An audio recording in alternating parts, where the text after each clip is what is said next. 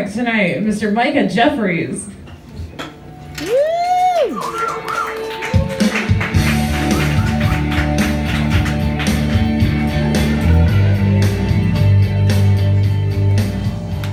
I was curious to see what he was about to play.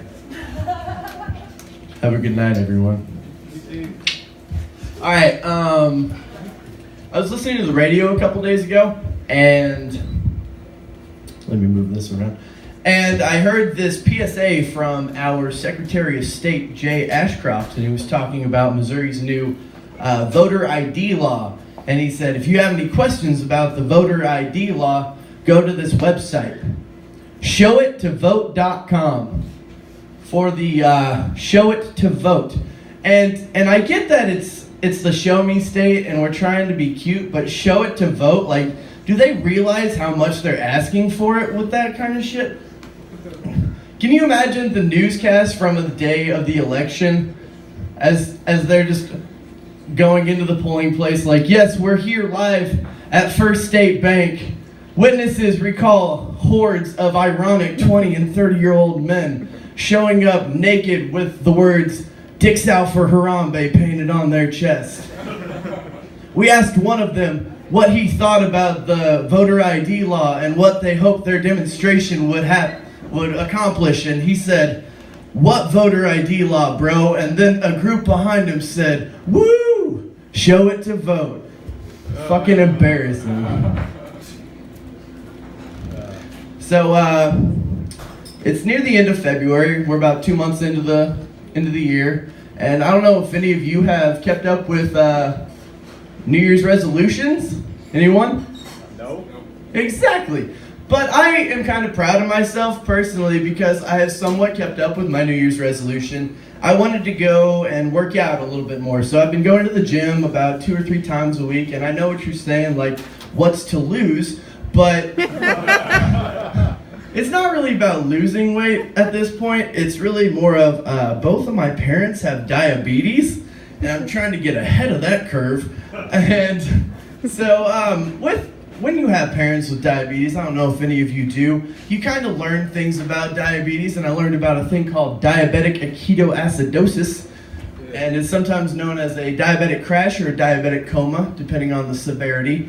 And when you have a parent with this, you kind of learn how to deal with it, and it's fucking terrifying the first few times you see it, but eventually you get used to it, like most things, and you start to find humor in these situations, as one does. And then they tell me different things that we have in our house, specifically for if my dad goes low, like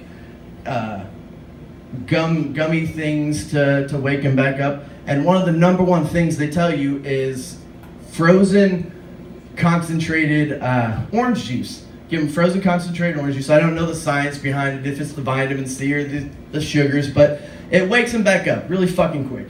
And so it's really helpful to know this if you have that on you, but just so happens one time he went low when we had just moved, so we had none of this shit. We had to call the ambulance. So then we get the joy of seeing the small town cop first responder who busts into our house. Every light in our house is on. For some reason, he still pulls out his flashlight. He goes up to my dad and he's like, "Bruce, do you remember me?" Apparently they've met this week, and I don't know, but he's yelling at my dad, flashing this light. "Bruce, do you remember me?" My dad's sitting there. And I'm like, bro, it's like, he doesn't know who I am at this point. There's no fucking reason for you to be doing this. And they starts asking us all these questions like, what have you given him? What have you done for him? Oh, we don't have anything. That's why we called you. Like, that's the reason you're here. And he's like, well, have you given him orange juice? And you can tell that's the only fucking thing this guy has been told. And so he keeps going on this. Do you have any orange juice? No, we don't have any orange juice. Well, it's a pretty good idea to have some orange juice in these kind of situations. We fucking know. That's why you're here. And so finally, about 20 minutes later, after fucking orange juice, dude, the paramedics arrive, they get their IVs, they're hooking them all up, and I'll give you a minute. Thank you. Good? Alright, so after like 20 fucking minutes, the ambulance arrived, they hook them all up, they're asking them basically the same questions, what have you given him? The motherfucker takes one last chance to act smart, and he's like, I asked them if they had any orange juice. They said they didn't have any orange juice. And the paramedic looks at him like, very good, and then gives him a little treat. It's just fucking embarrassing. And I know some of you may not find that funny, and you might find it uncomfortable to talk about diabetic ketoacidosis, but I think that's the point of comedy, right? Like, you need something to kind of make things uncomfortable more palatable, and that's what I think the beauty of comedy is.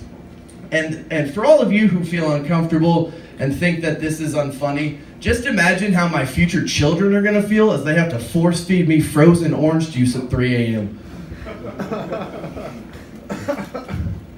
So I've got one more. The flags are at half-staff, if you didn't notice. And that's it's kind of unpleasant. I'm not a huge fan of it. I remember when I was a kid, you'd see the flags at half-staff, and you'd be like, oh, some politician has died, and you'd figure out who fucking died. Nowadays, kids are like, oh, the flags are at half-staff. I wonder if that was for the mass shooting in the mall, or for the mass shooting in the school, or for the mass shooting at the concert, because I'm completely desensitized to the world around me. It's terribly sad, right? And I just think to myself, like, when are they gonna stop making flagpoles that go past half-staff, right? Because, like, we're not doing anything about the problem, so why not be a little bit proactive about the aftermath? I mean, nothing's happening out there, and I'm sure at every bank and government building, it's somebody's job to move that thing up and down, and I'm sure they're fucking tired of every month having to go out and, oh, fucking shooting again, and oh, we're good, all right, back to the top, oh, shooting again, back down. It's fucking ridiculous. Plus, if the flags are already at half-mast, we could call it a half-mast shooting, and that sounds better, right? Or we could just stop shooting each other, either way. Have a good night.